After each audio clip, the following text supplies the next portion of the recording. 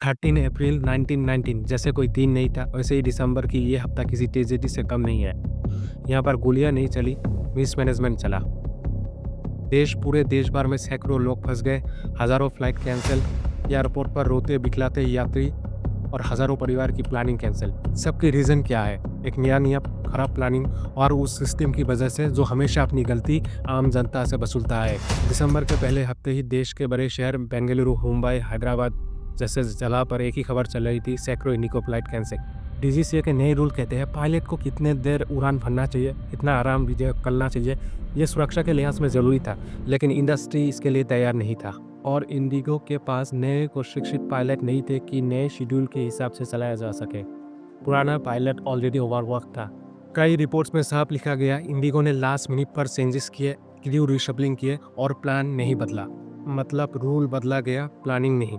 लोगों को ticket book कराने दिया जाता रहा, लेकिन एयरलाइन को पता था फ्लाइट कैंसिल होगी। और अब आते हैं असली सवाल पर, इसका भुगतान किसने किया? सरकार ने, डीजीसीए ने या एयरलाइन ने? नहीं, इसका भुगतान आम जनता ने किया। किसी का इंटरव्यू मिस हो गया, किसी का कलेक्टिंग फ्लाइट मिस हो गया और कोई अपने परिवार की शादी में नहीं पहुंच पाया और कई परिवार अपने बच्चों के साथ फ्लोर पर सोते रहे। सोशल मीडिया खुलेंगे तो ऐसे सैकड़ों वीडियो मिलेंगे जहां लोग चिल्ला रहे हैं, रो रहे हैं और मदद मांग रहे हैं, लेकिन एयरलाइन ने एक ही जवाब दिया, हम कुछ नहीं कर सकते। डीजीसीए ने देखा मामला बिगड़ चुका है तो उन्होंने कहा ठीक है, फिलहाल नया रूल आंशिक रूप से वापस लेते हैं। जो काम पहले करना चाहिए वो संकट आने के बाद किया गया।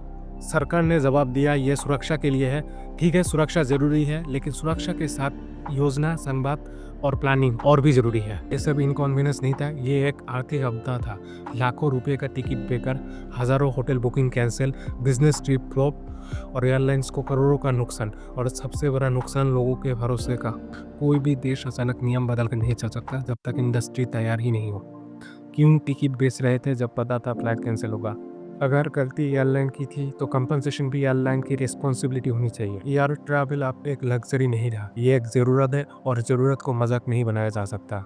इस हादसे ने एक बात साफ कर दी, भारत का एविएशन सेक्टर दुनिया से तेज चलना चाहती है, लेकिन तैयारी जीरो है। नियम सही थे, लेकिन एग्जीक्यूशन ने आम इंसान को रुला दिया, क्योंकि सिस्टम में जब तक जवाबदेही नहीं आएगा तब तक हर एक गलती की कीमत आप, मैं और आम जनता ही चुकाएगी। क्योंकि इस देश में एक ही चीज़ नहीं बदलती, वो है सिस्टम की गलती और आम लोगों की सजा। चैनल को सब्सक्राइब जरूर करना।